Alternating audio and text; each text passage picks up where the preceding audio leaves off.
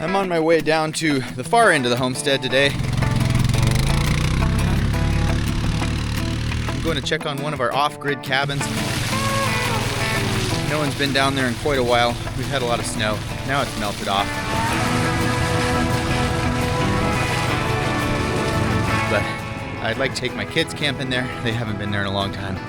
But first off, I think I'm gonna go check it out.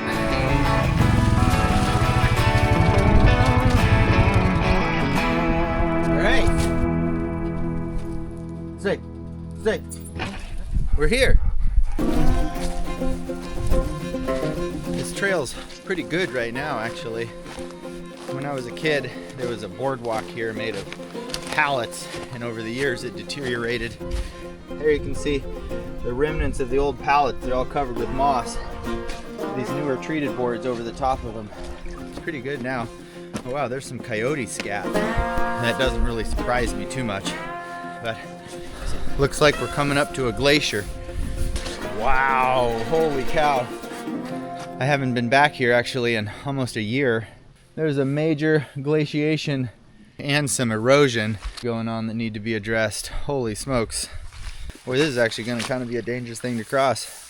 You slip here, you could end up down over the cliff. And that right there is a very bumpy 400 feet straight down to the beach. So I didn't actually bring my ice cleats today. Water on ice is about the most dangerous thing there is. All right, and we're across. So the folks of you out there that watched our TV show, Alaska: The Last Frontier on Discovery, you may recognize this cabin. And originally it was right here, and it was very close to falling off of this cliff. About 6 feet away from this edge, this cabin was moved on our TV show. Whoa, Yeah. it should pick, just keep going. Swinging south! Ho! Ho, ho, ho! Okay, you can go ahead and swing slowly. Rotate. Let's do it. Okay, you gotta stop there, son. Doing good, Ivan. Down. Good. It's perfect. It's money. Woohoo! Nice job, everybody! I built this little stone wall here, kind of just a little retaining wall so it could be flatter up there, and a new metal roof on it. There you go. Wow! It is so cool in here. Basically all of the wooden beams, the big beams, are all new. These older 2x4s, those ones are all original as well. We insulated the roof. There's 4 inches of styrofoam above all the boards, and then of course the metal roof. But the real reason I wanted to come down here and look was I couldn't remember if someone had actually got a heater, put a heater in here, a wood stove or something like that in this place. And I'm seeing that still no one else has. I want to come utilize this off-grid cabin more often, but there's no way to heat it, and this is Alaska, so even in the summertime, having a way to get warm in here is pretty important. So I'm gonna put a wood stove in here. That's the game plan. I just need to come down here with a whole bunch of materials, some stovepipe, and a stove. Hopefully my dad can help me with some of those things. We'll go take a look. Hey, check this out. What is that? I think this is chapstick. Oh look, it's all gooey and gross, but it's still good though.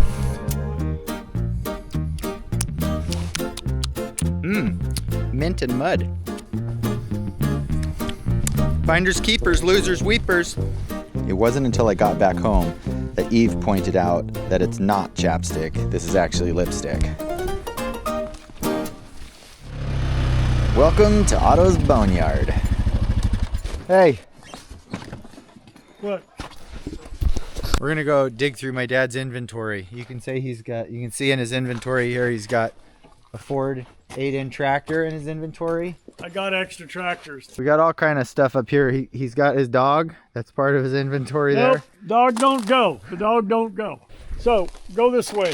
Look at this Alice Chalmers here. That is a beauty, isn't it? Yeah, you When look good on that, When my Ivan. dad gets 1 million subscribers on his YouTube channel, this might be going to a lucky subscriber. Well, the tops of them are a little rusty, but they're good roof vents. You need any extra shingles? Oh yeah. Cedar shakes. Maybe they're firewood now. Maybe they're compost now. Here is a piece of the metal Besto stovepipe. Oh, it's heavy. You know, it's free. Tell me about this Dodge truck here. Well, this Dodge truck, you know, will it run again? I bet it would start right up. Dodge flathead 6-cylinder, 1 ton. Sweetest running rig, purred like a kitten. This truck has less than 40,000 miles on it, and today it could be yours for just some small favors. Okay. Oh yeah. You stick with my dad long enough, he'll always find what you need. Yeah. Looks like a good stove to me. So, you want it? Sure. Shall we move it now? Let's do it. Maybe 1, 2, 3, push. 1, 2, 3, push.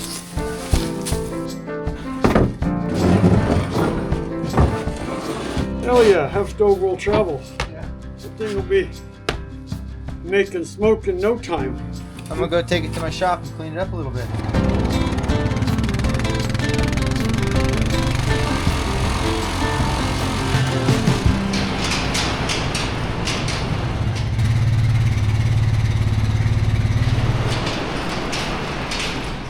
Okay, check this out. The floor in here was made out of fire brick, and those all had long since broken and fallen out. So I just went to town and got new fire brick. Also got all this chimney stuff. Oftentimes that's the most expensive part of getting a wood stove into a building is the chimney, but they are not cheap. So that is $1,100 here in Alaska. Boom, expensive. Wow, there we go. But it's gonna make this cabin so much better for the long term. All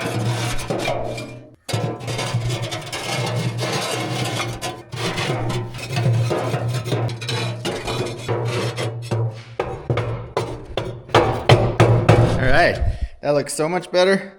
I'm gonna wire brush the outside of this thing a little bit and light a fire in it, see how it does. All right, look at this. I got this stove pretty much ready to fire.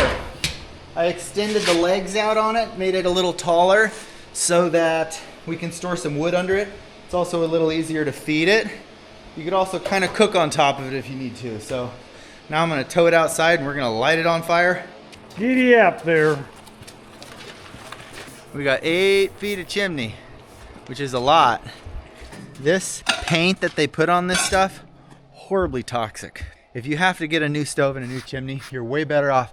Fire it outside, let all this paint burn off, then put it inside your house. So that's kind of what we're doing right now.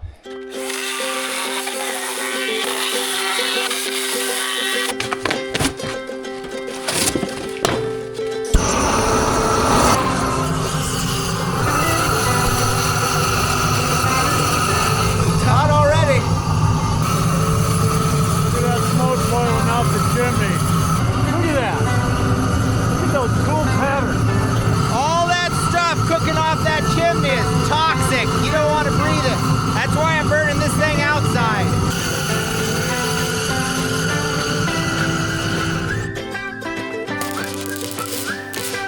I'm welding a heat shield onto the stove. This is going to provide some more insulation with the ultimate goal of trying not to burn the cabin down.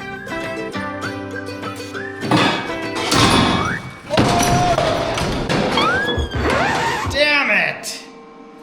Wow. That was messed up. Look at that. It's like a chain of vents.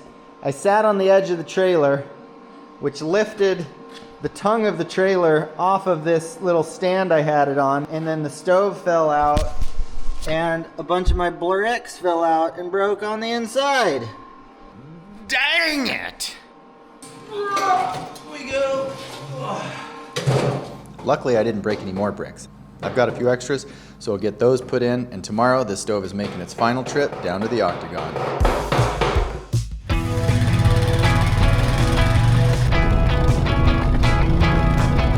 There's a special kind of freedom you find out here. As a third-generation homesteader, you realize pretty quick that you aren't just living on the land, you're part of it.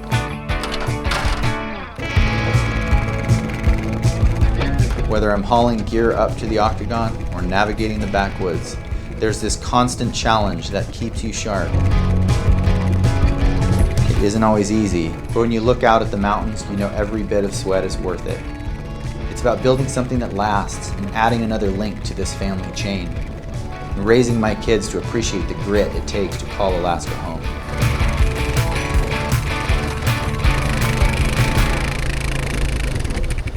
I'm trying to climb this hill with this stove in the back and I'm starting to slide out a little bit. I just put my four-wheeler in posi track and I'm gonna try again.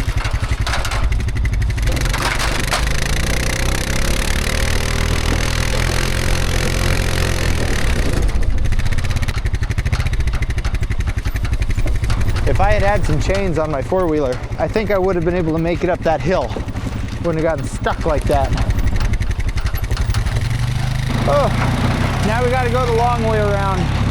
You ever find that with life, that sometimes the shortcut is never actually the shortcut?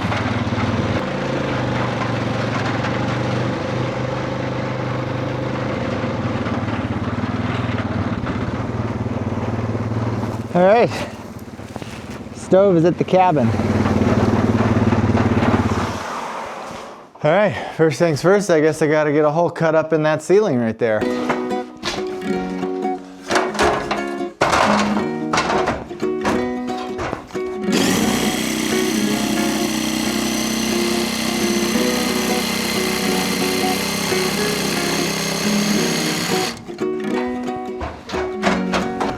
Forgot my straight edge here, so I'm gonna have to make it do it what I got here. That one looks pretty straight. All right, there we go. Good enough for an old cabin.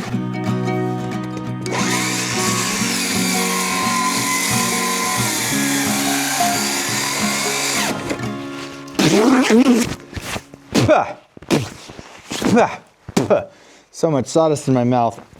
Yeah, I keep my mouth shut, duh. Look at that.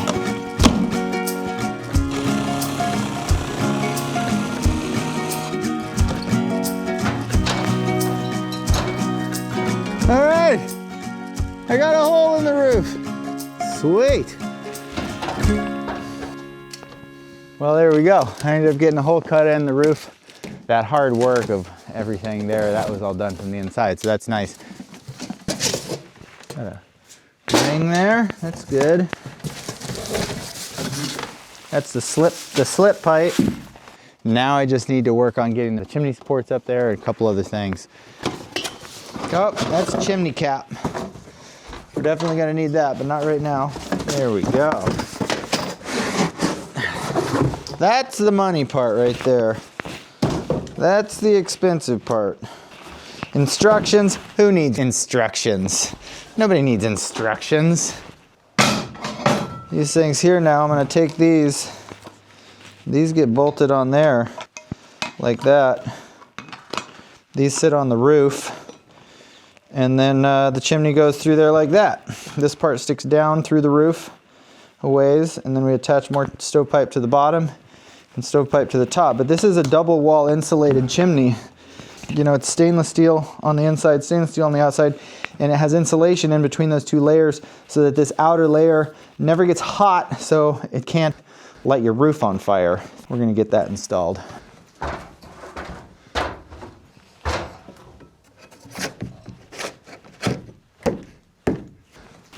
I forgot to bring a hammer. Who forgets to bring a hammer to a gunfight anyways? I found a hammer. Yeah.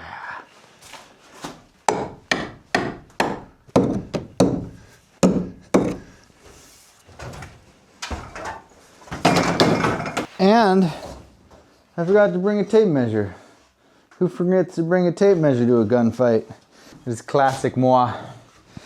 I am so good at doing so many things, but remembering to bring the little thing is definitely one of my problems. Well, there you go. Putting it here is up, and I get what you're saying. Putting it here now is up, It's kind of weird to go there and up, but doable. Yeah. Shall we just put it here because just it's put it not there that for much now. difference? And My dad came by to check on my progress. Of course, he'll want to weigh in on just the right place to put the stove. you know, it could go here. Yeah, for now, I mean, I feel like yes, but like you said, could almost go right here too. Wouldn't be that much more different. So You could, this cooking thing could just as easily be over there. Ready? yep. Okay. Oh, okay. You're putting it that way. Just out of the That way. makes- When it comes to homesteaders, there's no shortage of good ideas. However, in this situation, definitely too many cooks in the kitchen. Enough said. I gotta go, That's man. it. I got the ladder more secured. I got a rope on there now so that now it can't slide off. Now I got to figure out some way to be able to get up there safer. I found an old wood tabletop. I'm going to use that as kind of a work platform that'll help give me some stability while I'm on the roof. Okay, I got this up here now, and that's way better. Now I actually can be up here.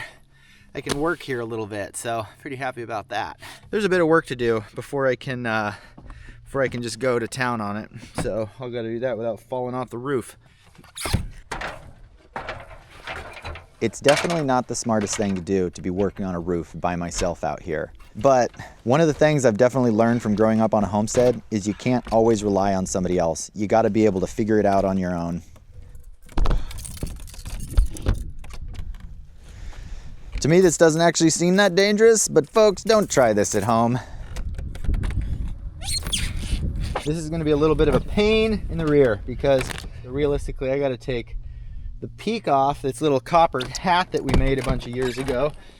This thing, gotta take that off. That's made out of copper. And then I gotta take these pieces of ridge cap off. And then I can cut a piece of metal that goes over the chimney cap.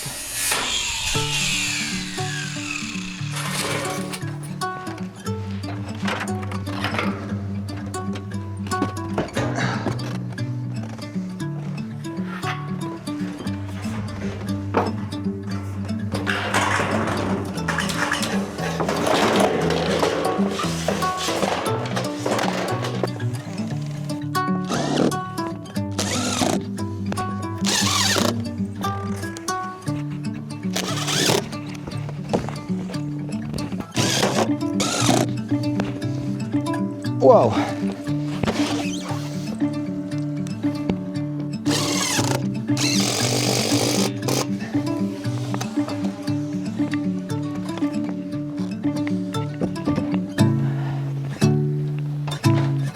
So I'm trying to put up the chimney.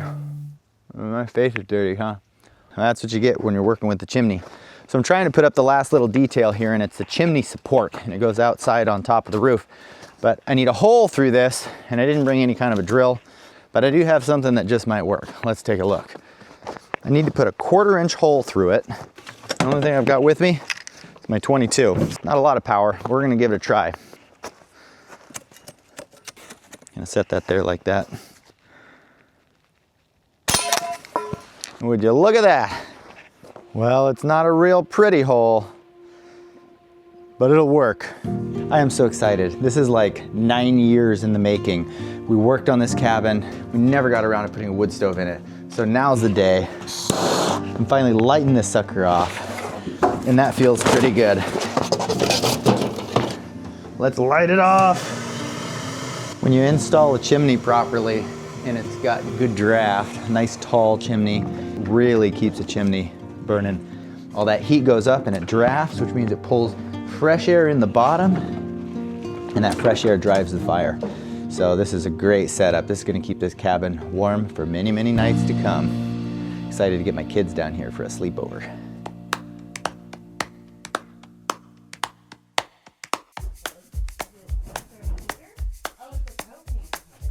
It's an octagon! Cozy, cozy, cozy. A stretch of choppy water, which turns angrily around large boulders and mines. You swim to shore and haul yourself onto the bank. It's wrapped up in my head, you're gone.